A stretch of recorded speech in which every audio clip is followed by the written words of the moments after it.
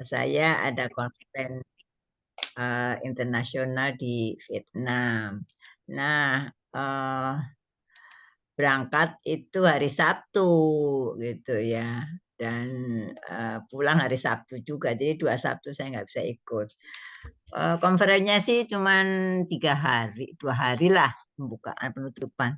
Tapi yang lama jalan-jalannya. Jadi bareng teman-teman dari berbagai universitas ya, ada Unpad, ketemu orang UI juga, internasional soalnya ini. Jadi rame gitu ya, karena konferensi internasional itu salah satu syarat ketika mau untuk naik pangkat ke profesor gitu ya. Jadi ramai yang mau naik ke profesor minimal juga bantuan hibah itu hibah-hibah dari penelitian pengabdian dari Kemendikbudristek itu ada penilaiannya. Kalau pas saya kemarin 5 kali saya ngajuin lolos itu bantuan penelitian 50 juta, 70 juta gitu ya. Lolos karena persyaratannya berapa proseding gitu. Kalau hanya nggak ada 0, kalau 3 kali 3, kalau 5 kali 5. Nah, saya dapat poin 5, tinggi kan? Tertinggi itu. Jadi minimal 5 kali, contohnya segitu. Jadi kegiatan-kegiatan internasional itu di era sekarang para profesor harus ada dokumen yang membuktikan pernah berbicara di forum internasional membawa nama Indonesia. Gitu loh. Jadi mau nggak mau ya saya izin 2 minggu. 2 Sabtu ya, 2 Sabtu ya, 2 Sabtu sedang bisa ikut. Jadi kalau sudah seperti saya pun harus ada dokumen mempertahankan bahwa masih layak gitu. Profesor itu nggak gampang itu karena harus tunjangan terus aja ketentuan permen itu 19 juta tuh tunjangannya. Jadi tunjangan profesor itu beredar nih saya bilangin yang baru itu minimal 19 juta tunjangannya saja, bukan honor ngajar, bukan honor lain-lain karena memang nggak gampang cocok dengan pengeluarannya ya. Jadi mau nggak mau saya harus ikut konferensi internasional minimal 1 kali, 1 tahun 1 kali gitu. Kalau bisa mas 1 semester 1 karena untuk laporan aktivitas gitu ya, aktivitasnya gitu. Karena itu menjadi poin akreditasi UI-nya, prodi MTP-nya gitu ya. Aktivitas dosen-dosennya itu apa diem aja gitu atau di dalamnya jalan, itu poin. Kita nih MTP mau akreditasi ya. Selama mungkin ada teman-teman yang diminta bantuan itu membuat buku, membuat apa karena terus terang saja citasi kalian itu penting sebenarnya itu, tapi terus terang saja saya masih menilai citasi dosen mahasiswa itu masih rendah dari dosen-dosennya. Sehingga dulu MTP selalu ranking 1 di UIA beberapa tahun lah. Kemudian saya pensiun, mulai pensiun Pak Fahri mulai pensiun kan sudah nggak memberikan 100%, 80% aja kontribusinya. Sekarang ada Bu Sarifah baru, jadi dosen-dosen yang ber-NIDN yang masih muda-muda itu, kalau dosen itu profesor 70 tahun, kalau dokter 65 tahun, lah kayak Pak Farid sudah pensiun, jadi tidak dinilai semua, 80% lah kontribusinya. Sehingga kita saat ini turun menjadi ranking 3. Cek di prodi di kita ada UI atau ada 22 prodi. Dulu MTP selalu nomor 1. Sekarang kita turun nomor 3 karena kaderisasi dosen itu lambat. Jadi baru ada Bu Sarifah 1 yang baru ya. Harusnya sudah mulai gitu ya. Usia-usia di atas 65 itu harus ada kaderisasi dosen baru sehingga nilai akreditasi prodinya bisa dipertahankan. Namun kita masih tetap baik, kita berharap tahun depan kita akreditasi menjadi baik sekali ya mudah-mudahan. Karena sekarang hampir semua mahasiswa yang ambil S2 itu mencarinya prodi-prodi yang akreditasinya baik, B minimal ya, baik sekali. Jadi jangan salah milih prodi. Alhamdulillah MTHP ini baik sehingga bisa dipertanggungjawabkan untuk kenaikan pangkat kalian-kalian.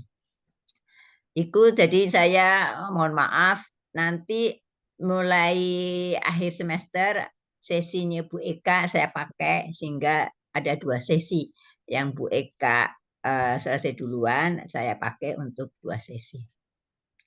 Nah, mulai presentasi itu setelah UAS ya, setelah UAS. UAS itu pertemuan ke-8 kalau nggak salah. Oh ya UTS, sorry. UTS pertemuan keberapa itu? Ke-8, nggak salah. 8 ya, mudah-mudahan 8. 7, 8 boleh. Nanti kalau kita udah selesai 7 aja nggak apa-apa. Tapi kalau belum ya 8. Nah, 2 minggu masih lupa ya, tapi kita buka lagi, kita buka memori, saya akan menyampaikan materi yang ketiga. Kita ketiga ya saya ya. Ya. Iya, Prof. 3. Ya, ketiga. Saya bisa jadi ini co-host sudah. Belum bisa nih saya. Bu Vita yang jadi host, Bu Vita. Ada Mbak Bia bisa jadikan host saya. Bu Vita yang jadi host sekarang. Oh ya Bu Vita, bisa ditambahkan saya nambah.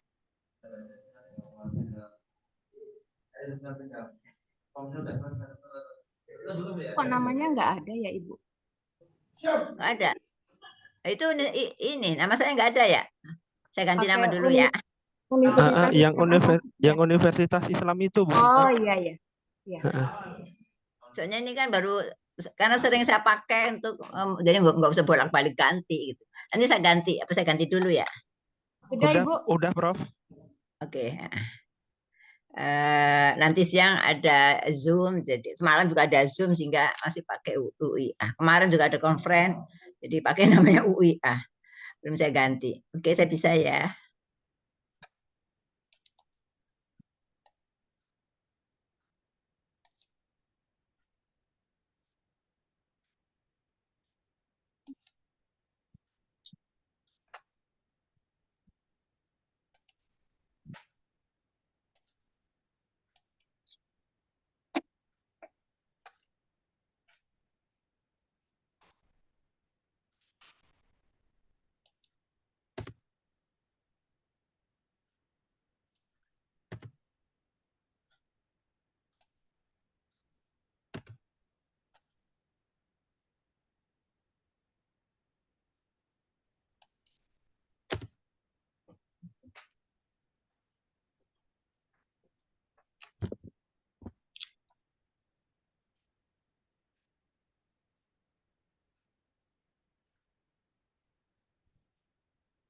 Oke, ini sudah ada di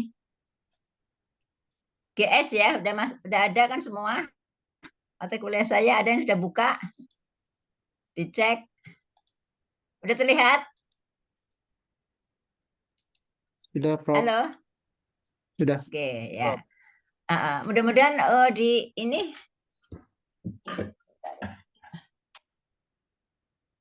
mudah-mudahan sudah ada di GC ya. Ini. Sudah ada di GC.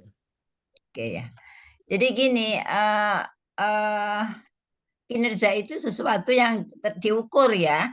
Bukan ketika Anda menjawab UTS, UAS itu kinerja gini itu bukan itu, tapi kinerjanya berapa. Jadi ada ukurannya. Jadi nanti kalau UTS, UAS itu yang hanya literasi saja, oh itu 0 nilainya. Jadi Anda harus mengukur. Nah, yang saya ajarkan ini how to mengukur macam-macam gitu ya. Ada yang pakai instrumen, misalnya kita ingin melihat dia persepsi terhadap Prabowo bagaimana, misalnya presiden kita, baik buruknya bagaimana, kan bikin instrumen, survei, bukan asal-asal tujuh angka 5, 6, enggak. Ke wilayah RT saya kasih instrumen suruh ngisi, nanti kan di rata-rata. Oh, ternyata mereka nilainya 4, 6. Nah, itu surveinya berapa orang, di wilayah mana, harus jelas. Bukan ujuk-ujuk survei menunjukkan persepsi si A kepada A 70% gitu. Apaan itu? Nggak bisa begitu. Survei di wilayah DKI, di mana penduduk DKI itu 100, diambil 10%. Jadi 10 orang. Hasilnya ini, instrumennya ini sudah divalidasi oleh para ahli. Itu baru layak di-share, bukan asal-asalan. Kalau asal-asalan ya sekarang nggak bisa bohong bahwa instrumen lembaga survei ABC apa bohong ketahuan sekarang. Jadi jangan main-main. Jadi ketika maaf aja, ketika ini viral ya, bukan kita jelekin orang, tapi ini menjadi pelajaran. Kita belajar dari kesalahan orang lain supaya kita tidak terulang. Bukan berarti saya jelekin Pak Bahlil, bukan. Pak Bahlil itu kan disertasinya ABCD di apa? Di viral ya. Apakah itu bagus? Tapi ketika orang yang menyampaikan berbasis data, track di tes Turnitin, 90 tes usinya mana, tunjukkan hasil Turnitinya. Oh, 95% plagiat gitu. Apa-apa. Itu benar, jadi nggak bisa bohong. Mau rekayasa tetap ketawa fufafa, apa itu ketahuan mau diganti-ganti gitu, nggak bisa. Jadi hati-hati ketika Anda sudah mau S2 itu memberikan statement berbasis data. Kita belajar dari kesalahan orang. Karena itu, ini maaf SMTP nanti. Skripsi harus diturnitin oleh MTP, bukan pribadi masing-masing. Jadi karena dua-dua bisa kok. Jadi ketika oleh turnitin 100 di rekayasa pakai aplikasi apa menjadi 10 bisa. Tapi lembaga yang netral. Jadi kalian-kalian itu kalau nanti tesis yang men-screen turnitin itu MTP. Pak Fahri, lapor, saya mau sidang. Setor dulu skripsinya, tesisnya. Turnitin 40, balikin. Rubah dulu, nggak boleh banyak copy paste. Copy paste itu retensi paling rendah. Artinya penyimpanan pengetahuan yang paling rendah. Retensi itu pasti itu anak TK gitu ya. Kalau ibunya makan pakai tangan kiri, anaknya ikut pakai tangan kiri, itu tuh. Ya, contoh yang hanya plek copy paste gitu, nggak ngerti untuk apa. Kenapa ibunya makan tangan kiri? Kalau tangannya lagi sakit, ya kan? Nggak ngerti itu. Contoh aja anak makan tangan kiri. Jangan kan Islam mengajarkan kita makan pakai tangan kanan. Tapi karena ya itu apa anak-anak bayi kecil balita kan nggak ngerti. Nah, ya, janganlah kita juga copy paste blok langsung dipindahin ke tesis Anda. Hati-hati. Saya ingatkan ini, kalian sudah mulai masuk era digitalisasi yang ketika bohong sebentar, kan itu kan judul Anda, tesis Anda diupload ke Kemendikbud sebagai bahasa bukti bahwa Anda sudah selesai, keluar NIM. Ya, keluar NIM nomor apa ijazah, nomor ijazah. Jadi ketika dokumen Anda di bawah standar, maka NIM-nya sekarang nggak bisa keluar. Jadi di Kemendikbud itu boleh copy paste, itu artinya 30%, 30% maksimal. Artinya yang 70% dari pikiran Anda, karya Anda, bahwa ini tesis, makanya di Kemendikbud plagiat maksimal 30%. Maknanya yang 70% itu dari otak, ide, kreativitas, karena Anda kritis muncul gagasan itu. Hati-hati ya.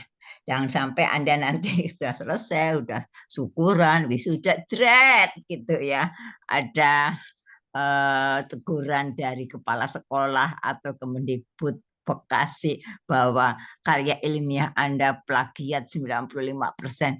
Walaupun orang-orang pada nggak peduli, tapi itu trademark nama Anda akan jatuh. Walaupun itu kan urusan saya, gitu ya. Iya, tapi lembaga kredibilitas Anda udah habis itu. Nggak mungkin Anda naik pangkat, mungkin ada sanksi. Jadi kemarin itu ada dosen di kita, jadi belajar kesalahan, pelajaran yang karya ilmiahnya plagiat, punya orang diganti nama, dan itu kena sanksi oleh Kemendikbud 2 tahun tidak boleh naik pangkat. Saya perlu sampaikan ini kepada teman-teman semuanya supaya nggak terulang lagi, gitu loh. Jangan main copy paste punya orang, gitu loh. 95%. Nah, gitu ya. Jadi ini pelajaran dan ini sedang viral nih. Terus aja UI harus berbenah ketika ada kasus UI kecolongan, ya ada dokter yang macam-macam lah itu infonya ya, tapi langsung menjadi pelajaran. Kita nggak ada urusan dengan mereka, tapi kita sebagai lembaga pendidikan ya harus langsung ambil keputusan. Ada SK Rektor, semua karya ilmiah dicek turnitin tingkat plagiatnya oleh Prodi. Jadi Prodi harus punya semuanya, itu maksimal 35%. Harus kita agak toleran tadinya kan, kalau PTN itu 30%. Kita swasta nggak apa-apa lah 35. Yang penting kesepakatan bersama, nggak blok-jiblok 95% ya. Sebenarnya yang bagus ya sekitar 30-35%. Jadi ini catatan. Nah, yang akan saya sampaikan ini adalah bagaimana Anda men-statement sesuatu, apakah itu suatu kinerja, like and dislike, mengevaluasi sesuatu berbasis data. How to get data. Ya. Nah, tentunya ada bermacam-macam gitu. Ada persyarat dulu nih, ini terkait dengan kinerja. Kita akan bisa mengukur kinerja ketika ada persyaratan. Ada syaratnya dulu gitu. Ketika misalnya disuruh Pak Kepala Sekolah, coba siapa nih apa misalnya Pak Hadi tolong ukur kinerja itu kinerja tenaga OB di sekolah, ada berapa OB kira-kira? Ada dua. Ditanya Pak Hadi. Iya, ada dua. Ada dua. Nah, disuruh menghitung kinerjanya, apa bagus, cukup bagus, atau kurang bagus, kan gitu kan. Nah kan pertama kan ada syaratnya itu, bahwa OB itu persyaratan apa? Pendidikan, ya, jam kerjanya, ada macam-macam lah itu persyaratan OB. Terpenuhi enggak itu? Jadi ada persyaratan. Ketika nggak ada syarat kan bisa aja bingung. Kita tidak bisa membandingkan seseorang yang satunya perguruan tinggi, satunya SMA. Nggak bisa. Jadi ada persyaratan minimal SMA. Nah, ketika ada SMA, kemudian ada SD, tentunya kalau SD kan skornya 1, SMP 2, SMA 3. Nah, Pak Hadi bisa menilai si Amin skornya 3 karena SMA. Gitu kan? Nah, ini kan mengapa si A sama si B bagusan si Amin? Si Amin persyaratannya memenuhi.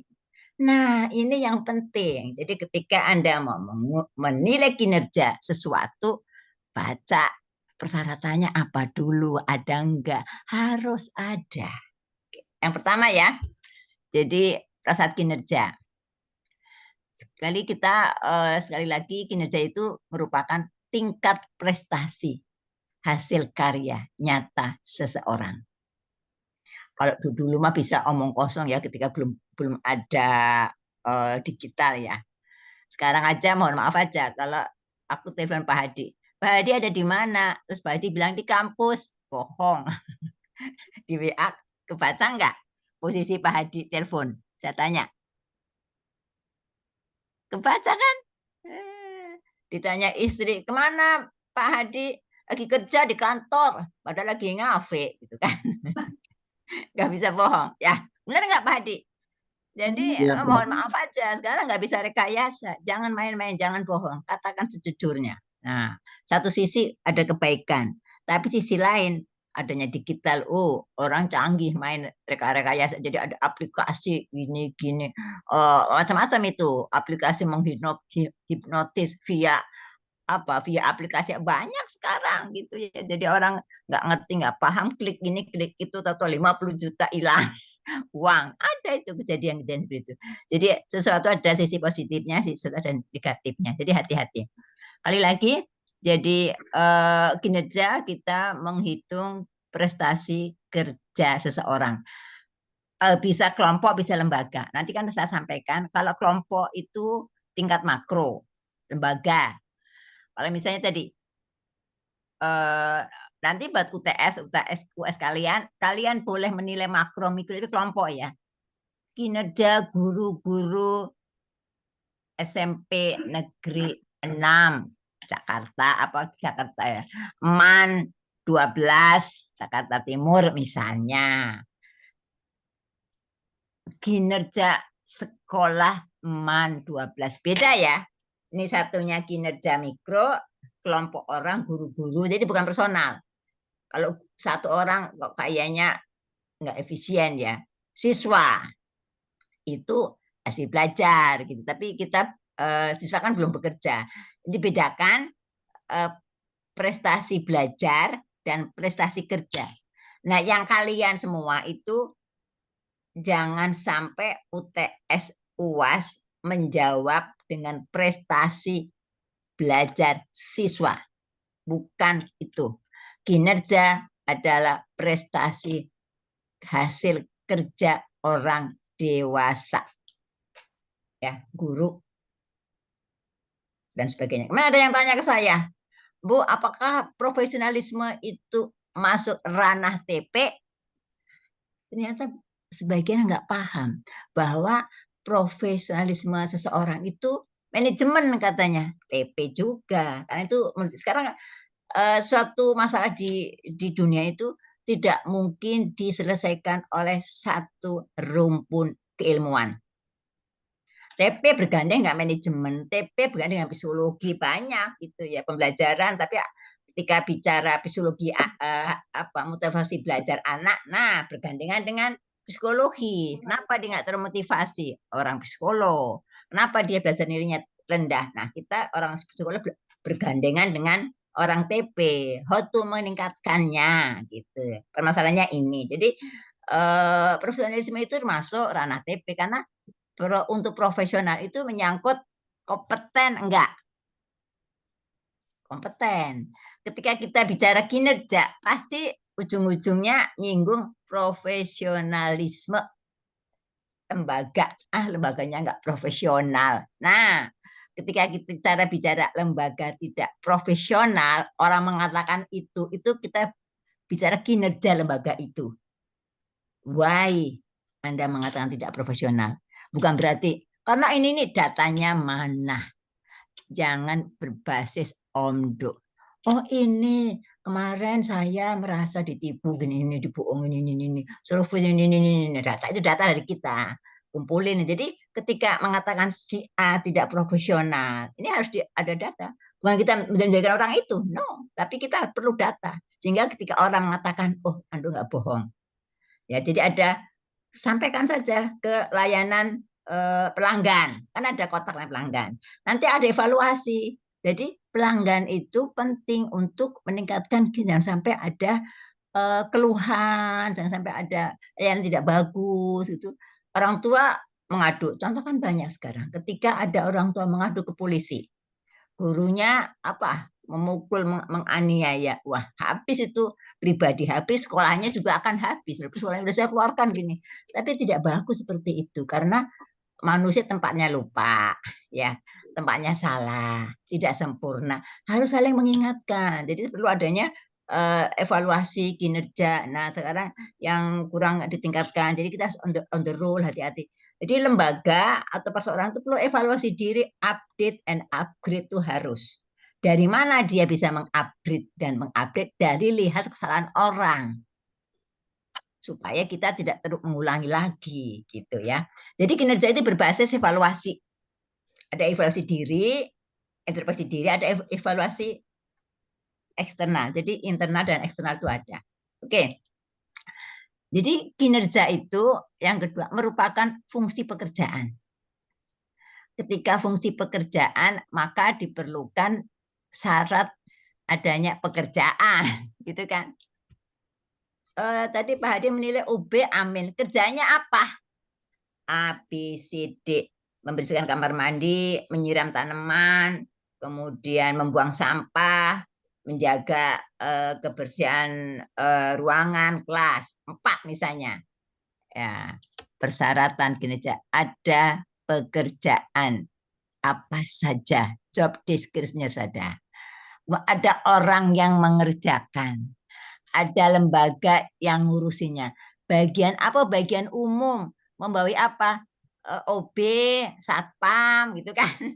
Ya ada itu bagiannya yang mengawasi. Kemana itu si Amin nggak masuk? Tanya bagian umum. Oh, ada info laporan ke bagian umum, Pak Amin sakit nggak masuk. Nah, itu perlu ada itu. Jadi ada persyaratan ya. Ketika Anda nanti mau menilai kinerjanya, harus ada pekerjaannya apa, orang yang mengerjakan, lembaga unit kerjanya, kemudian tujuannya apa, visi misinya apa, tujuannya apa, ya membantu kelancaran kebersihan prasarana belajar. Bagian umum itu tujuannya. Nilai yang dianut, nah pasti ada itu, ada nilai-nilai apa masing-masing itu setia, jujur, nggak boleh bohong, itu ada tuh. Jadi tinggal ini dari lembaga ada turunkan, ya menjaga nama baik lembaga itu harus ada itu. Kemudian target waktu pencapaiannya setiap tahun harus nggak ada keluhan targetnya itu. Pokoknya setiap tahun ada evaluasi masing-masing lembaga punya target gitu ya. Misalnya kebersihan harus optimal selama 1 tahun. Bagian umum yang akan masing-masing itu yang akan membuat target. Ini hanya contoh aja. Misalnya potong pohon setahun 2 kali kan ada banyak pohon, potong pohon sekali dan sebagainya. Jangan sampai mengecat tembok sekian sekali. Gitu. Ada apa ya? Pekerjaannya yang ada target tahun ini apa, tahun besok apa, tahun apa itu ada. Ya itu kaitannya dengan anggaran, kegiatan, program umum itu apa, setiap lembaga pasti punya walaupun sederhana ya. Jadi ini syarat kinerja. Sebelum menentukan kinerja harus ada A, B, C, D, E, minimal inilah Anda ya. Iya bisa ini mengganggu di apa ya? Di-keep aja, bisa dimatikan yang ini yang tidak berkepentingan. Nanti ada waktunya. Ada yang masuk tuh. Yang bocor. Oke. Nah, sekarang prasyarat lembaga. Prasyarat lembaga, organisasi, perusahaan agar dapat menerapkan penilaian kinerja. Jadi kita disuruh menilai kinerja tapi nggak ada instrumennya, ya nggak bisa. Yang pertama ada SOP yang jelas ya. SOP itu standar, ada aturannya. Kalau di lembaga resmi tidak masuk 10 kali potong gaji misalnya gitu. Atau kalau nggak masuk harus izin, ada pengganti guru, siapa penggantinya. Kan ada itu tentang seperti itu. Kemudian memiliki indikator kinerja, key performance indikator. Ini kalau lembaga besar punya ya. Ya tadi seperti itu, yang terukur secara kuantitatif, memiliki target yang ingin dicapai dan jelas batas waktunya gitu. 1 tahun cuti berapa? Kalau di PNS itu 12 hari. Lebih dari itu menjadi bolosnya berapa hari kan nilai. Ada nilainya. Kalau bolos 10 hari karena sakit, ada guru pengganti. Nilai kinerjanya beda dong sama yang nggak sakit gitu. Yang nggak sakit 10, yang suka sakit-sakit ya 8. Itu kan pengukurannya. Ada kontrak kerja, kalau PNS jelas ada SK gitu. Kalau bukan PNS ada kontrak dengan yayasan, pasti ada itu. Kemudian tadi terdapat kontrak kerja di mana ukuran kinerja dituangkan dalam bentuk kesepakatan, tanda tangan, bermeterai biasanya itu. Juga ada siklus kinerja yang baku gitu ya. Ada perencanaan, targetnya kalau dosen itu 1 semester 1 penelitian, 1 pengabdian, mengajar 1 mata kuliah. Kalau dosen itu siklusnya. Kalau tidak memenuhi tridharma, ya nilainya berapa nanti? Kalau terpenuhi, nah udah dapat 9 SKS. Kalau nggak terpenuhi ya 6 SKS. Sedangkan kita untuk 1 tahun itu minimal 24 SKS atau berapa. Nanti kalau nggak memenuhi, tunjangan tertunda, harus penuhi dulu. Nah, sekarang gitu. Jadi tunjangan dosen mungkin di guru sama ya kalau nggak salah nanti. Jadi sudah ketika persyaratan kinerjanya nggak memenuhi karena sakit, tunjangan sertifikasi dosennya tidak cair. Sudah mesin sekarang. Jadi misalnya jumlahnya 12 SKS, upload gitu ya. Udah mesin itu. Seret ketika hanya 9 SKS masih merah. Jadi tunjangan tertunda bulan depan kalau sudah dipenuhi baru cair gitu ya. Jadi sekarang sudah mulai mesin, khususnya dosen ya karena saya dosen jadi tahu. Kemudian ada siklusnya gitu ya, yang dipatuhi berupa rencananya berapa, pelaksanaan ada pengawasan dan evaluasi ada itu. Jadi setiap semester itu dosen itu upload rencana dulu seret. Rencana ngapain? Saya penelitian 1, pengabdian 1, pengajaran 2 mata kuliah. Ini kalau yang sekarang saya rencana kerja saya penelitian 1, pengabdian 1, ngajar 1 mata kuliah. Kalau yang lalu saya 2 mata kuliah. 2 mata kuliah itu 1 desain, 1 lagi apa itu? Teknologi pendidikan. Apa sih? TP-nya di 2 saya. Nah, sekarang 1. Jadi saya tulis itu di rencana. Nah, nanti akhir semester saya ngisi, setelah selesai ngisi pelaksanaannya berapa? Oh, tercapai. Berarti berapa persen? Perencanaan dari pelaksanaan di perencanaan berapa persen? Dosen PNS sudah ada. Atau dosen PNS ya atau guru ada nggak tahu, di upload gitu, upload rencana kinerja, jadi ada. Kemudian ada reward punishment, ajalah kalau misalnya guru terbaik ketika hari ulang tahun apa SMK atau kalau di kita disnatalis gitu biasanya ada guru terbaik, hanya dikasih sertifikat reward, itu lumayan gitu ya. Kemudian adanya dedikasi kepemimpinan yang kuat dan di tingkat atas, top manager ini biasanya konsisten lah ada. Kalau pimpinannya tidak memiliki komitmen terhadap aturan kinerja ya bawahannya bagaimana, nggak bisa ngikutin gitu ya. Lama-lama kita ketika mau menilai kinerja lembaga jadi repot karena nggak terpenuhi semua karena pimpinannya juga santai gitu, nggak ngisi-ngisi, misalnya nggak bikin rencana dan sebagainya ya. Jadi yang benar ya agar supaya kinerjanya optimal, the right man, the right place. Ini sebenarnya pepatah kuno jadul ya. Serahkan pada ahlinya, ketika tidak tunggu hancurannya, itu hadis Nabi zaman dulu itu. Jadi kalau nggak ahli ya jangan diserahin gitu ya. Nggak ahli A diserahin tugas A, pendidikannya B suruh ngurusin Z gitu ya. Ya nggak becus gitu ya. Nggak ada pengalaman pendidikan, pengalaman kerja atau suruh ngurus gitu ya.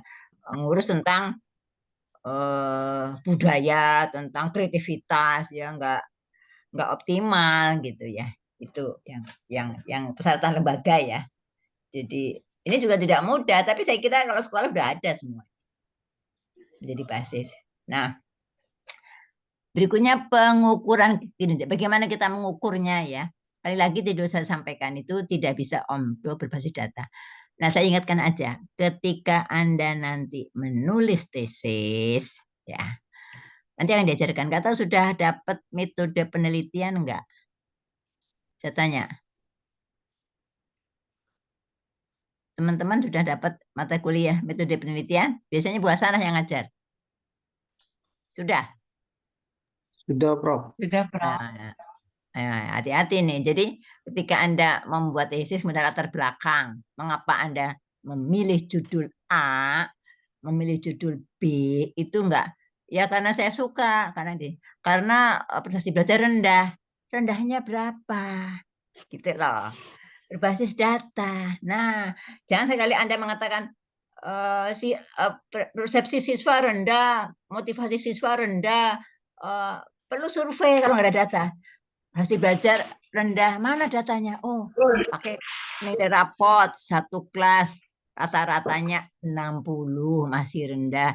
Sedangkan KKM 70, buktinya ini. Gitu, data sumbernya sebutkan. TU kelas TU sekolah negeri 6 bahwa hasil belajar matematika siswa kelas 11 masih rendah, nilainya di bawah KKM 70 tahun sekian sekian sekian. Itu enggak omdo kan? Ya kan? Telusuri tuh, buka itu nilai itu keluar itu. Nilai rapot kayak nilai apa. Jadi jangan sampai Anda memilih judul ini karena menurut saya motivasi siswa rendah, hasil belajar matematikanya rendah, sehingga saya perlu penelitian matematika tentang metode apa gitu, dengan game misalnya gitu. Nggak seperti itu, tapi berbasis data. Dan ini masih banyak sekali. Pasti kalau bimbingan saya coret saya. Mana datanya? Minimal informasi data. Ketika Anda mengatakan motivasi rendah dari mana? Nah, Anda cari instrumen, bikin instrumen dari literature review, 5 orang suruh ngisi. Gitu. Kalau diisi semuanya dan ambil poin 5 berarti tinggi motivasinya. Ketika pada nulis 2, 3 dari hasil survei 5 orang pra penelitian 5 orang, ternyata motivasi belajar siswa 5 orang itu di bawah skor 3 karena milihnya 2 semua. Nah, itu kan nggak bohong. 5 orang sebutkan Ati, Amin, Ani, Yanto, Tony, 5 orang. Masukin di dalam itu pendahuluan tesis. Karena itu saya memilih judul hubungan antara atau motivasi belajar siswa yang masih dan hasil belajar matematik yang masih rendah juga. Jadi rencananya nanti ada kegiatan yang meningkatkan motivasi belajar dan menggunakan metode apa yang berbeda misalnya. Sekarang kan matematika hanya mengerjakan, mungkin dengan game. Karena itu saya memilih aplikasi game untuk meningkatkan motivasi belajar. Yes. Di latar belakang seperti itu. Dan ini masih yang hari ini mendengarkan, mencatat, pasti besok di latar belakang nggak akan omdo. Mengatakan latar belakang tesisnya A rendah, B rendah, tapi nggak ada data. Tapi perlu ada data. Ya, jadi seperti itu nih. Kan biasanya itu ada 3 variabel, motivasi, hasil belajar, terus apa lagi atau 2 gitu ya. Dan statementnya rata-rata rendah-rendah tapi no data. Ya, itu basi itu, nggak bisa itu. Ya, hati-hati. Oke. Nanti bisa-bisa kata siapa? Misalnya ada motivasi siswa belajar, bisa orang tua protes loh. Lah, anak saya ranking 1 kok dikatakan motivasi belajar. Padahal Anda ngarang. Kan anak itu ada yang pintar, ada yang bodoh. Nah, rata-rata hasil pra penelitian tunjukkan. Jadi ketika Anda tesisnya Anda mengatakan motivasi belajar kelas 5 SD angka tahun sekian rendah. Ada orang tua baca tesis Anda. Nah, dari mana ini? Laporin. Habis tuh nama Anda dah. Sekarang kan orang tua pada lapor-lapor ke polisi dengan mudahnya ya. Zaman saya dilempar kapur sama guru ya nggak apa-apa karena saya ngobrol. Nggak ada orang saya datangin ke sekolah lapor-lapor polisi apa diomel-omel guru ya karena saya salah. Ya nggak apa-apa, nggak ada dalam zaman dulu itu. Itu kan dalam pembelajaran, nggak ada yang ngadu-ngadu. Nah sekarang hati-hati kalian. Jadi guru-guru sekarang harus punya EQ tinggi, rentang EQ tinggi, sabarnya luar biasa gitu. Kalau lagi marah kita tahan, kan itu anak orang ya, langgar HAM nanti dan sebagainya. Oke. Nah sekarang mungkin aja. Jadi penilaian terhadap berbagai aktivitas. Sekali lagi Anda nanti menilai berbagai aktivitas dari lembaga atau kelompok orang. Jadi ada kemajuan tidak? kinerja itu prestasi. Jadi dinilai tahun lalu bagaimana, tahun sekarang bagaimana. Nggak ada peningkatan. Nah, boleh membandingkan ya. Nanti Anda boleh membandingkan tahun lalu. Tahun lalu kinerjanya lembaga Anda organisasinya B, sekarang A. Yes, tingkat. Nah, apa itu mata aja dibahas itu, ya. Oke. Jadi intinya pengukuran kinerja adalah mekanisme mencatat capaian pekerjaan. Oke. Jadi nanti Anda ketika UTS atau UAS menilai kinerja, ya udah catatan capaian prestasi kerja apa aja. Kira-kira ada yang lembaga yang menurun nggak prestasi kerjanya? Kira-kira ada. Jadi saya kemarin ketemu guru TK di mana dulunya tuh banyak banget siswanya, atau sekarang sedikit. Mungkin satu, persaingan. Yang kedua, tidak bisa mempertahankan kinerjanya gitu ya, sehingga orang malas, ini mungkin gurunya enggak kompeten, apa waktunya molor dan sebagainya, sehingga orang tidak mau menyekolahkan di tempat itu. Ketika setiap saat minimal sama jumlah siswanya, itu berarti dia tidak mempertahankan kinerja. Ketika menang naik, hari ini dia 105, 106, 107 naik, itu berarti dia meningkat, prestasi kerjanya meningkat. Itu aja indikatornya. Ya.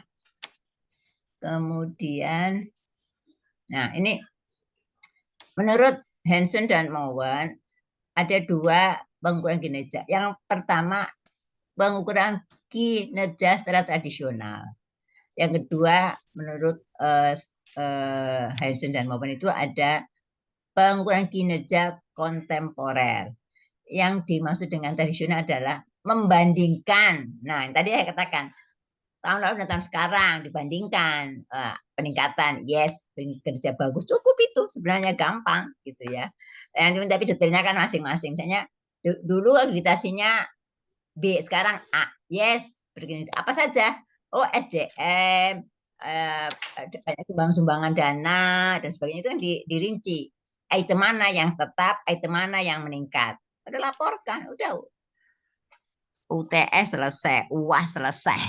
Ya, jadi Anda boleh menggunakan pengukuran kinerja tradisional. Ya, yang kedua kontemporer, menggunakan aktivitas yang dilakukan saat ini, hasil kerja saat ini sebagai dasar penilaian prestasi, tidak membandingkan dengan target. Jadi yang pertama, bandingkan hasilnya tahun lalu kayak apa, sekarang apa. Boleh, silakan untuk UTS atau UAS, ya, membandingkan kinerja. Ya, tahun lalu capaiannya berapa, tahun sekarang berapa, berbasis data. Yang kedua, menggunakan aktivitas. Jadi rencananya apa? Saya kan kemarin di target saya ngajar satu mata kuliah, penelitian satu, kemudian penelitian satu. Dan itu belum tentu tercapai karena penelitiannya pakai publikasi, jurnal. Gak gampang. Ternyata saya hanya bisa melakukan 2 pengabdian, masuk jurnalnya dan mengajaran. Selesai, ada nilai, selesai. Nah, yang penelitian, nah, berarti saya kinerjanya turun ketika tidak memenuhi target rencana. Silahkan Anda ada 2, membandingkan hasil. Boleh menggunakan aktivitasnya dari perencanaan dengan pelaksanaan aktivitasnya bagaimana. Ya, kendalanya apa? Selesai. UAS atau ETS bisa dijawab. Oke. Sebelum saya lanjut, barangkali ada pertanyaan terkait dengan pengukuran ini, pengukuran kinerja ini kan penting nih, kan sebenarnya ini bocoran untuk UAS UTS Anda, UTS UAS Anda. Kalau nggak ada paham, saya akan lanjut. Masih ada berapa? Saya masih ada 9.30 ya, 1 jam lagi. 30 menit lagi. Ya, silakan. Ya. Ya. Baik, terima kasih Prof atas pemaparan materi ini yang sangat penting bagi kami, terutama ya di lembaga. Kaitan dengan poin mana tadi ya? Poin yang tadi sampaikan adanya Key Performance Indicator atau KPI, Prof. Di kami sebenarnya sudah beberapa bagian ya menggunakan KPI sebagai indikator pengukuran kinerja gitu. Cuman kami masih merasa ada poin-poin yang belum terwakili oleh KPI itu gitu, Prof. Mungkin Iya. bisa memberikan arahan kepada kami penentuan KPI itu dasarnya selain tentu mungkin job desk ya, kemudian persyaratan kerja tadi, apalagi Prof ya supaya lebih mewakili memang kinerja yang kita ukur sesuai dengan fungsi jabatan dan tugas bagian-bagian tersebut gitu Prof. Mungkin demikian Prof. Oke, ini bagus pertanyaannya ya. Jadi gini, budaya tiap daerah beda. Itu menjadi poin juga budaya ya, kebiasaan. Ya, ada kebiasaan yang mungkin dibalik mungkin. Kalau di Indonesia aja lah, tiap Jumat itu ada sholat Jumat yang lembaga Islam. Jadi jam 11 harus selesai. Kalau di sana yang bukan lembaga Islam kan nggak ada. Sampai jam 12 misalnya. Itu kan contoh-contoh actioner tidak mau menggunakan key performance indicator yang secara umum. Tetapi khusus hari Jumat adalah hanya pembelajaran berlangsung sampai jam 11 di pesantren. Jam 12 sampai sore tidak ada pembelajaran silaturahim, kunjungan keluarga, nengok orang sakit, itu kan budaya Islam. Boleh gunakan tambahan key performance indicator kebiasaan-kebiasaan di masing-masing lembaga. Boleh, itu silakan.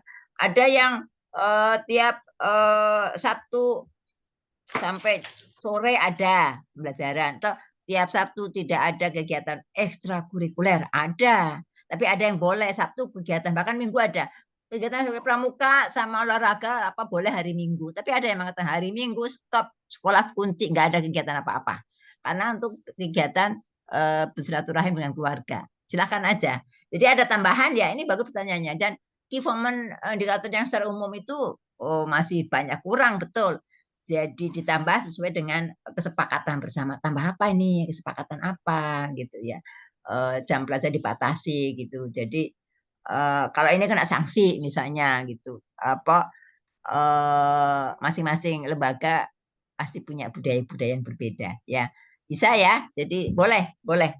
Banyak-banyak faktanya. Jadi diskusi aja dengan teman-teman yang satu komunitas, kira-kira apa yang harusnya ada dan harusnya tidak ada gitu ya.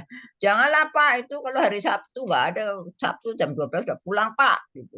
Kita mau jalan-jalan, Minggu nggak ada pertemuan kegiatan ekstrakurikuler, nggak ada. Pramuka hari apa, Jumat sore, Sabtu sore gitu aja. Kalau yang ini negeri ya. Tapi masih banyak kok, saya kadang-kadang untuk anak-anak cucu saya itu Sabtu masuk latihan basket apa, mau bertanding gitu ya. Monggo aja, boleh atau tidak itu kan jadi penilaian kerja tentuannya seperti itu gitu ya. Oke ya, banyak sekali lah misalnya nggak boleh pakai motor, sepeda, karena satpam juga ada kinerja bagaimana, kan banyak kegiatan-kegiatan yang nyata banyak orang nyusup masuk gitu ya, yang kita tidak tahu ya. Jadi perlu adanya tambahan. Kalau yang dari kalian itu dari Kemdikbud apa key performance indicator dari Kemdikbud atau dari mana?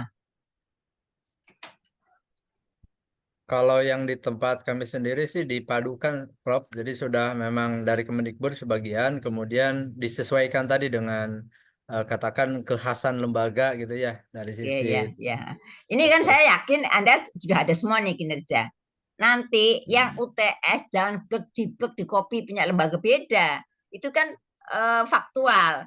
Anda bawa ke tes Anda menjadi suatu karya ilmiah karya Anda. Membuat dibahasakan sendiri ini apa.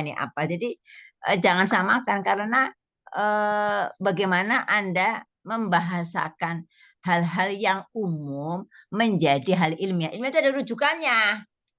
Jadi ada rujukannya ini berdasarkan ini maka saya bawa ini gitu, sesuai. Jadi gitu ya. Jadi rujukannya siapa gitu ya. Key performer rujukannya selalu berbasis data. Jangan nggak ada rujukan. Ketika Anda mengatakan jelek, rujukannya siapa? Oh, di sana begitu, di beberapa sekolah itu ABC tidak menggunakan itu karena dirasa jelek. Dan juga di lembaga saya, tapi belum tentu di lembaga lain. Gitu. Jadi ada rujukan. Jadi sekali lagi kemarin tuh banyak yang UTS itu kegiatan hasil dari kegiatan pengawas, dia kan seorang pengawas. kegiatan dia, laporan pengawasan blok jipus dari UTS. Kan saya bingung. Ini apa? Ini kan laporan kepada Kemendikbud kan. Kalau UTS kan ke saya. Jadi bahasa gunakan laporan karya ilmiah. Kegiatannya ini adalah kegiatan apa, datanya sekian. Jadi jangan blok di blok semua tuh pasti ini kan kerjaan Anda ke laporan ke Kemendikbud ya, ke dinas Dikbud, ke pos pengawas. Saya kan bukan. Jadi banyak hal ya saya kasih 60 aja karena nah ini itu copy paste namanya. Copy paste itu berarti menggunakan yang bukan 30-70, tapi kebalik itu 70 punya orang gitu ya, plek gitu ya, langsung retensi rendah. Jadi hanya anak kecil aja nyontoh nggak ngerti maknanya ini untuk siapa, untuk apa. Nah, itu namanya retensi rendah. Copy paste itu ya. Jadi hati-hati. Saya yakin ini kan sebenarnya bagi Anda gampang dah kerjanya Bu Iva mah gampang, nggak perlu tapi data sudah ada semuanya. Saya yakin data kinerja sudah ada semua di sekolah. Apakah gurunya, apakah kinerja Sapras boleh, tapi saya ingin Anda belajar membuat tesis kecil-kecilan. Ada latar belakang, berbasis data, permasalahannya, solusinya, kemudian capaian seperti ini, berarti kinerjanya masih rendah. Kan gitu kan? Jadi ada latar belakang, saya ingin memberikan latar belakang judul, alasan mengapa memilih judul kinerja Sapras Sekolah SMP Negeri 6 Jakarta misalnya.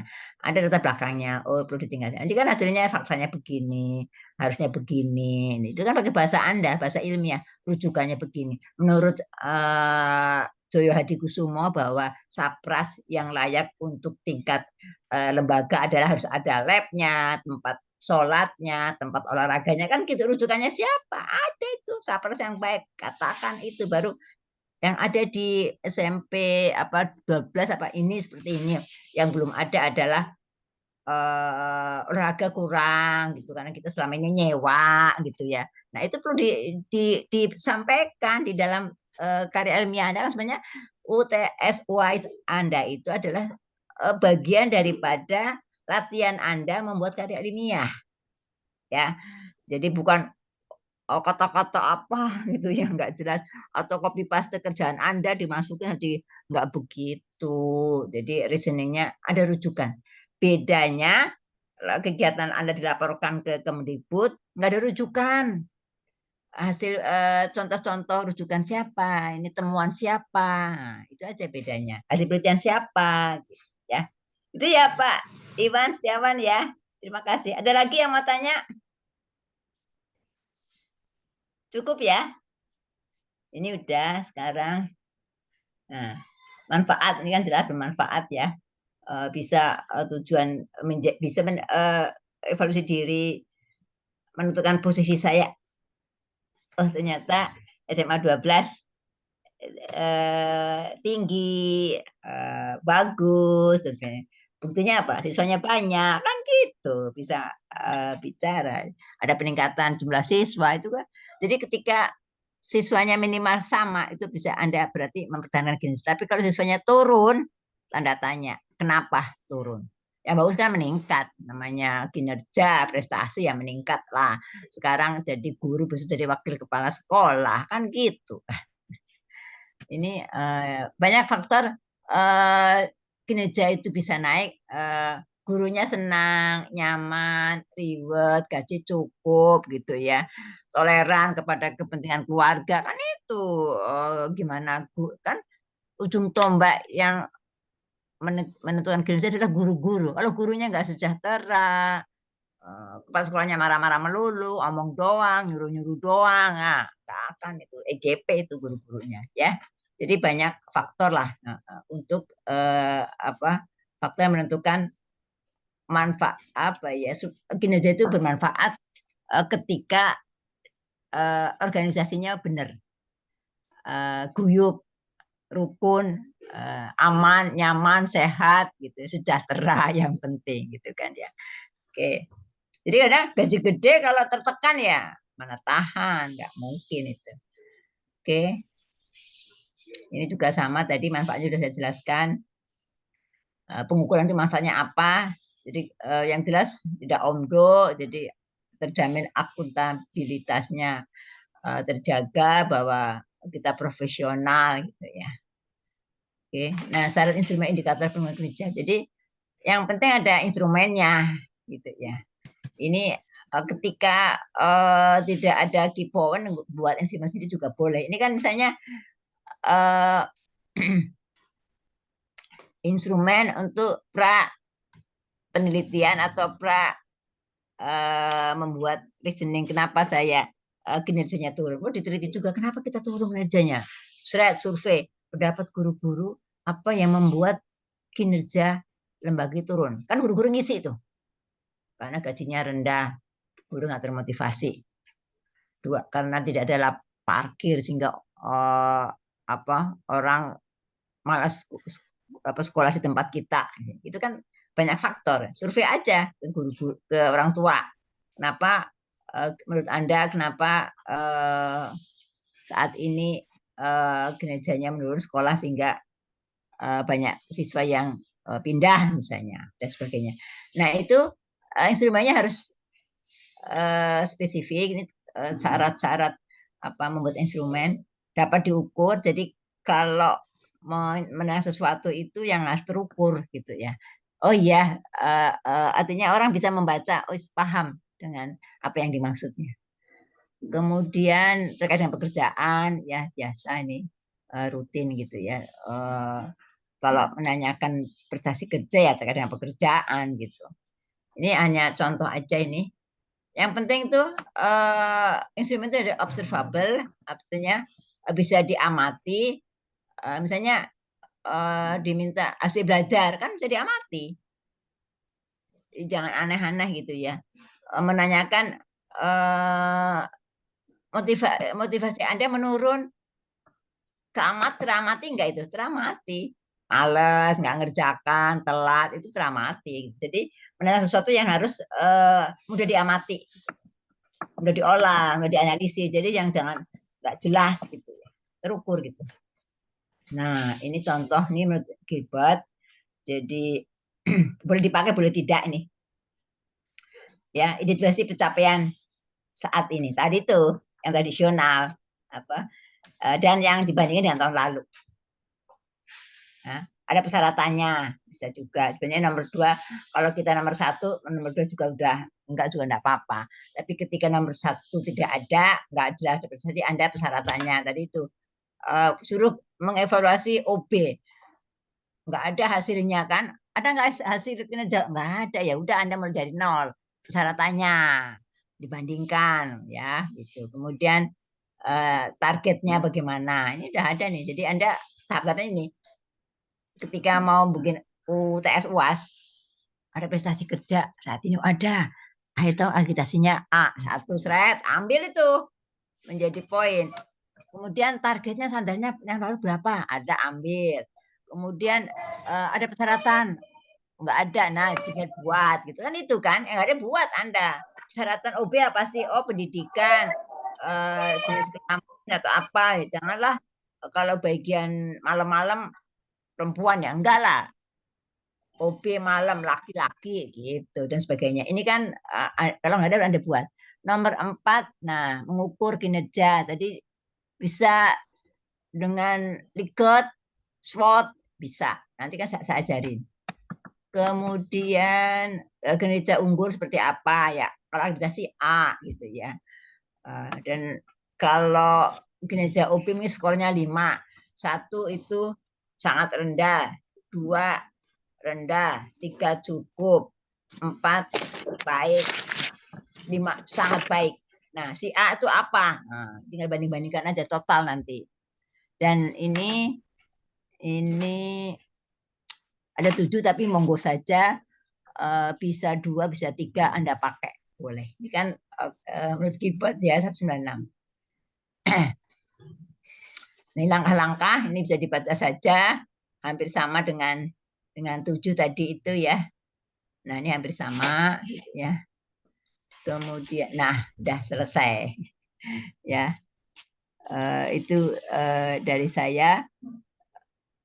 barangkali ada pertanyaan. Tahun yang akan datang saya akan bicara bagaimana contoh mengukur kinerja satu SMA gitu ya. Suatu lembaga yang kemarin saya lakukan. Saya ada di sini ada dari Smas Sandikta, ada guru dari Smas Sandikta, ada yang pernah ngajar di sana?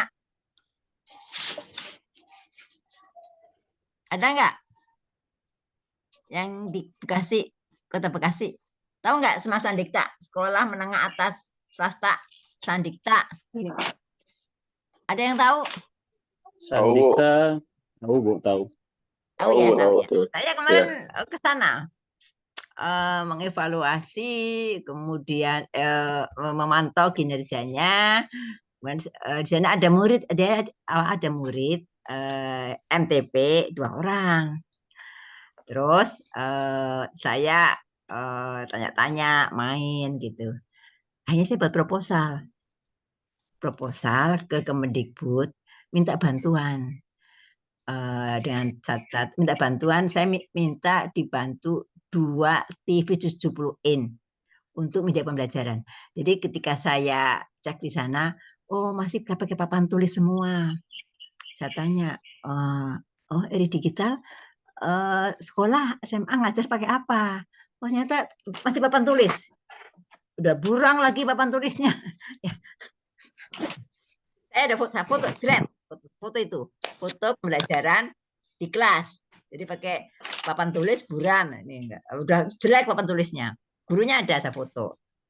Kemudian saya buat proposal ke Kemendikbud, dikasih bantuan 45 juta saya. Ini kan kinerja saya. Jadi saya menilai suatu kinerja sekolah menengah, ada murid saya di bimbingan saya.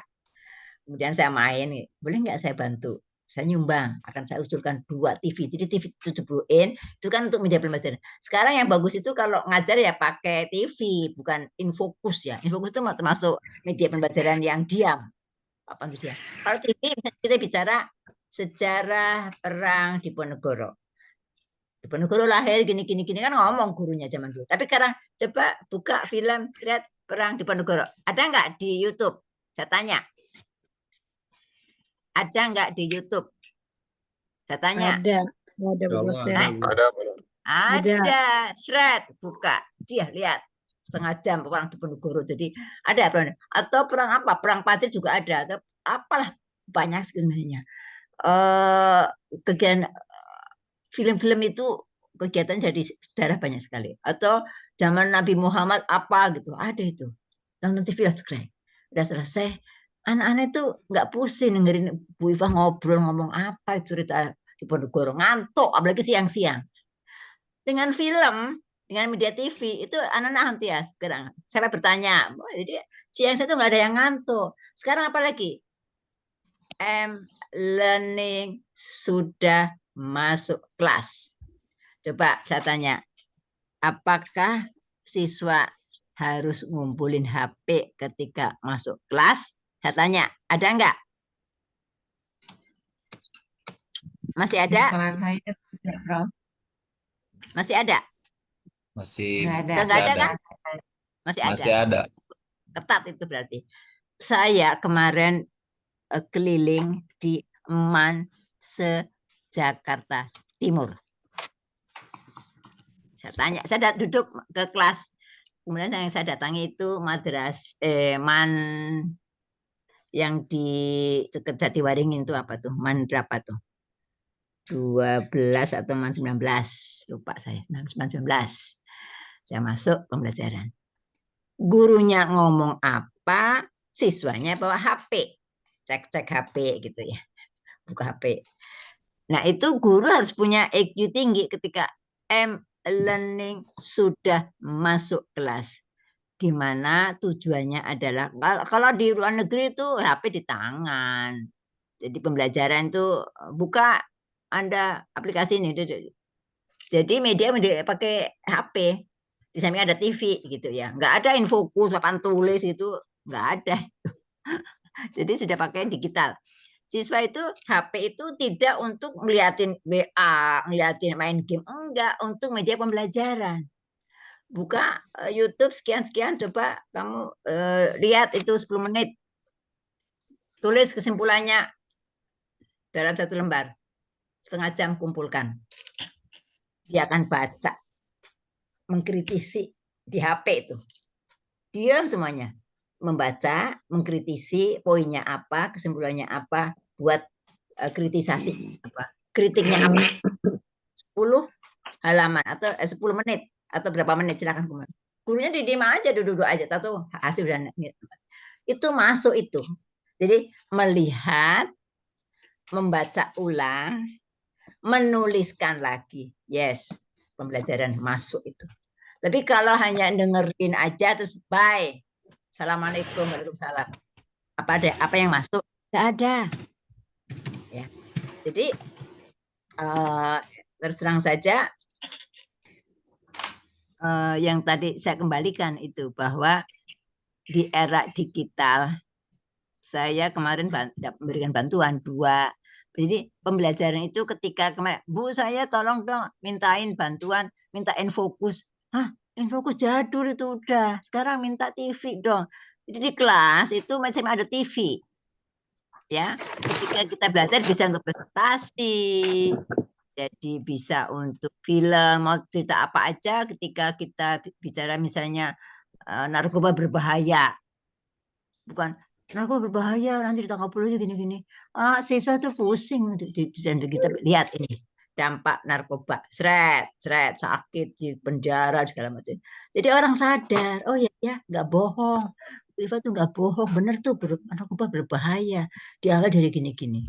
Jadi bukan katanya, nggak begitu. Jadi TV itu menjadi media pembelajaran yang reality.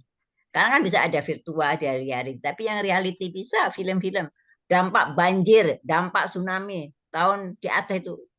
Ini karena buang sampah sembarangan, seret TV-nya. Jadi anak-anak akan berubah perilakunya menjadi lebih baik ketika melihat faktual, gitu ya, buktinya aja. Jadi ini hanya kinerja. Jadi kinerja itu penting. Ketika kita kurang bisa dapat bantuan, kita lebih juga dapat reward, gitu ya.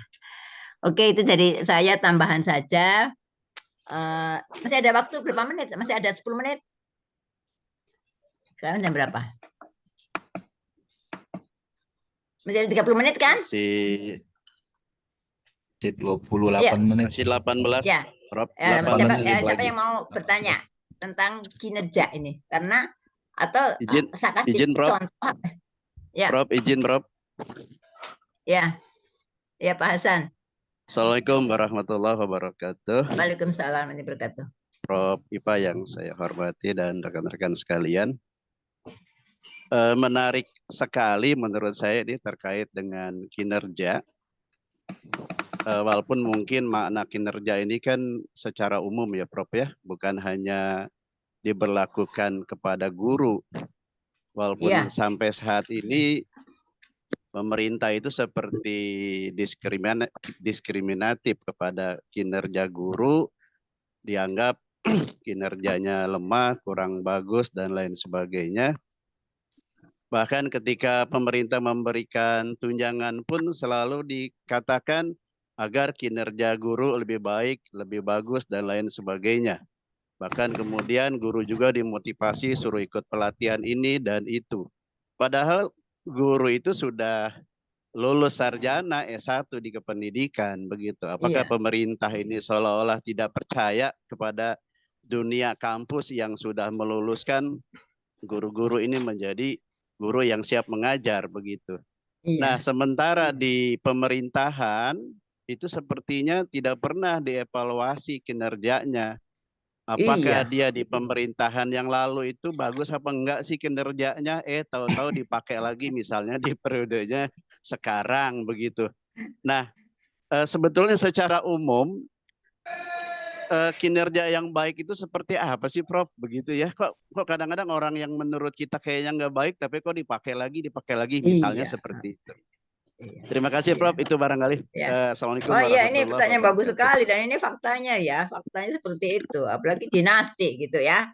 Udah, ini susah aja dilematis, hampir semua melanda dunia gitu ya. Krisis apa ya? Kalau zaman dulu di Amerika itu ya, ada presiden yang pernah nyontek pasti gagal jadi presiden. Sekarang mah nggak ada. Kayak apa? Presiden mau etikanya nggak bagus ya, perilakunya kayak Trump main perempuan sembarang secara umum juga boleh kok. Astagfirullah di akhir zaman ini, akhir zaman. Dulu nggak ada. Jadi dulu mohon maaf aja, kalian yang orang lama-lama dulu di tiap departemen ada Ijen. Tahu nggak Ijen? Inspektorat Jenderal. Ya. Ingat nggak?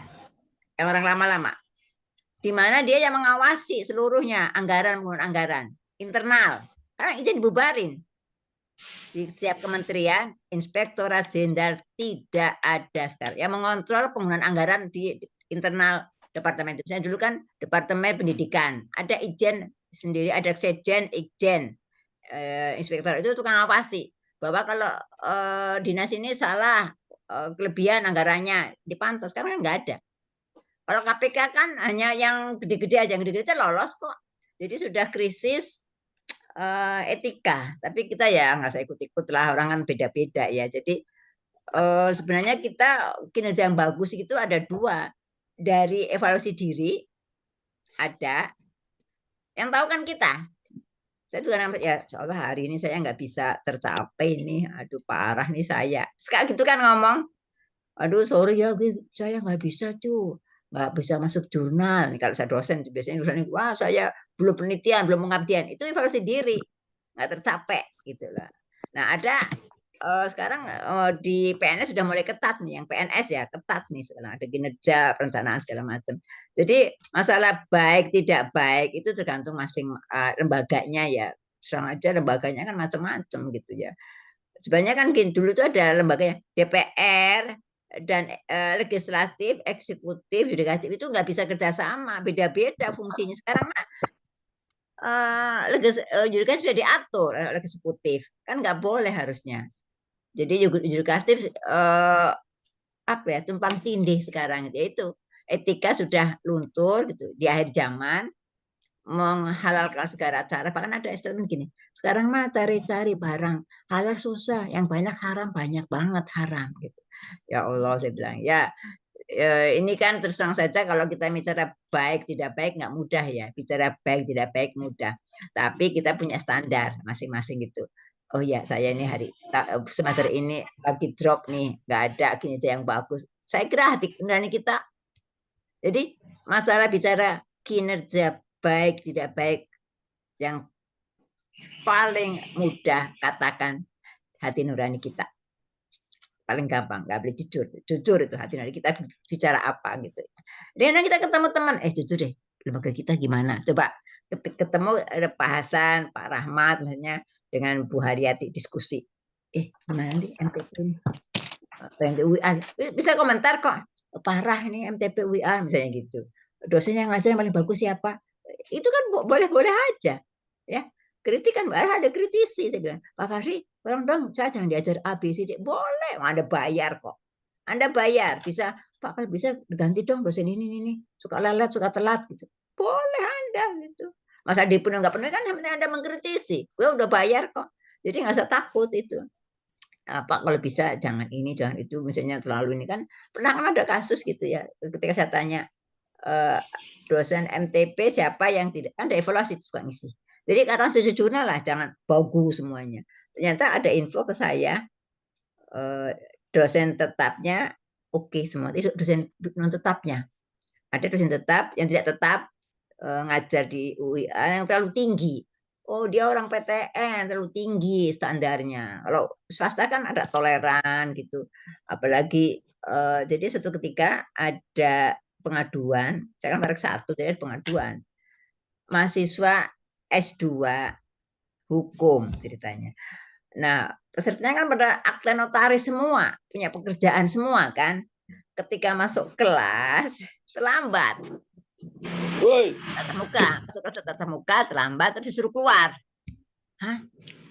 Kalau kita mau terlambat, mau S2 kan beda. S2 hanya untuk apa ya, tidak kayak mendidik anak kecil suruh on time. masuk begini on time baru bagus.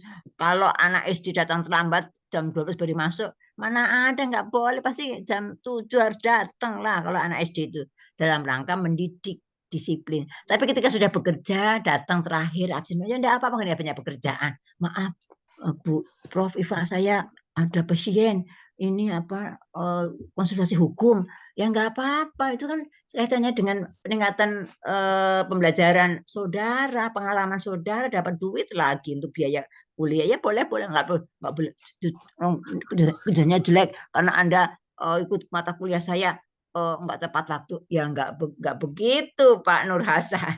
Jadi kinerja yang baik tidak baik itu tergantung lembaganya. Kadang-kadang dari lembaga yang bagus belum tentu bagi lembaga yang lain, nggak bisa kita. Yang penting ketika bagus kesepakatan bersama dievaluasi, yang nggak bagus kan upgrade. Dulu ketat, misalnya jam 7 gitu siswa harus masuk. Sekarang mah udah eranya pergi S2, S3. Anda nggak datang juga saya oke aja kan.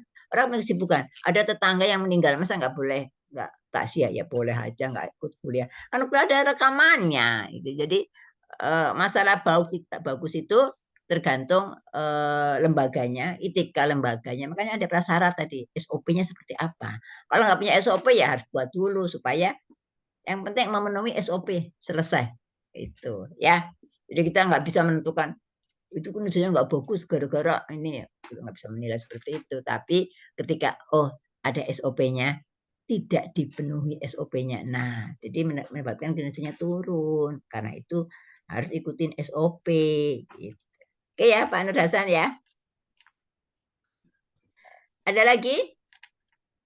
Jadi tadi saya cerita. Jadi sekali lagi untuk UTS UAS Anda boleh, kan sebenarnya sudah ada nih laporan kinerja di tempat Anda ada. Mau diambil Sapras dulu boleh. Dan saya kemarin ke Sandikta gitu ya, evaluasi kinerja lembaga. Nah, yang saya nilai itu pakai SWOT, saya pakai SWOT gitu ya, posisinya, strategi, jumlah gurunya, jumlah ininya. Kemudian ternyata perlu pelatihan TPACK kemarin, TIPEK, pelatihan TIPEK itu penggunaan teknologi yang belum, sehingga ada bantuan 2 televisi, terus berharap semua kelas nanti ada televisi media pembelajaran, di mana hanya diberi 2. Makanya kalau Anda, saya tanya dulu nih, alumni suka nyumbang-nyumbang nggak? Alumni sekolah, saya tanya.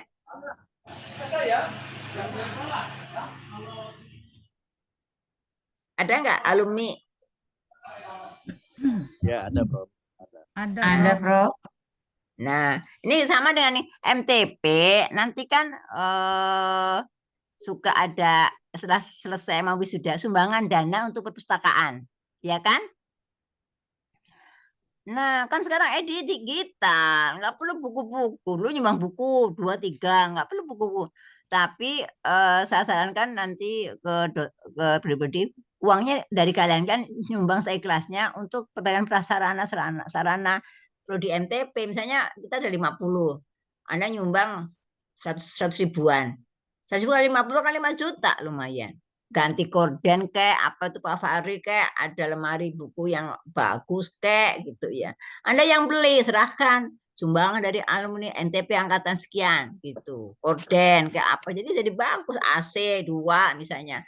Ruangnya Mbak Bi AC-nya panas, kasih AC lah gitu kan.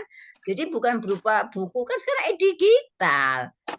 Dengan nggak perlu ada buku-buku rak, tinggal buka ke perpustakaan pusat, buku apa saja bisa dipinjam, e-book gitu loh. Jadi ini saya kok masih curiga nih di bawah itu di fakultas sumbangan buku. Nah, buku buat apa gitu? Mudah-mudahan nggak seperti itu lagi, tapi untuk perubahan, upgrade, perbaikan kinerja Sapras, digital. Kemudian tesis. Saya juga tanya, apakah masih ada paper ngumpulin 5-6 tesis? Saya tanya, masih ada di MTP? Tahu saya masih ada itu, harus 5, harus dicetak gitu. Ngapain gitu ya?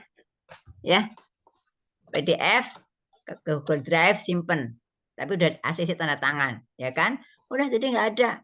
Menemui itu saya lihat ruangan yang suka untuk presentasi tesis, ruangan MTB penuh dengan buku-buku. Bagaimana ini? Saya bilang gitu ya. Nah itu kadang-kadang karena kebiasaan nggak update, jadi tetap aja harus setor 5 buku. Nah kan ada di kita, nggak perlu tuh di ruangan tuh kosong, ruangan lemari untuk simpan makanan, nggak, bukan lemari buku-buku gitu ya, menemuin kan. Saya terang aja kadang-kadang masuk ruangan MTP geli aja nih, ruang MTP isinya buku-buku ya, saya bilang itu kan udah udah digital ya.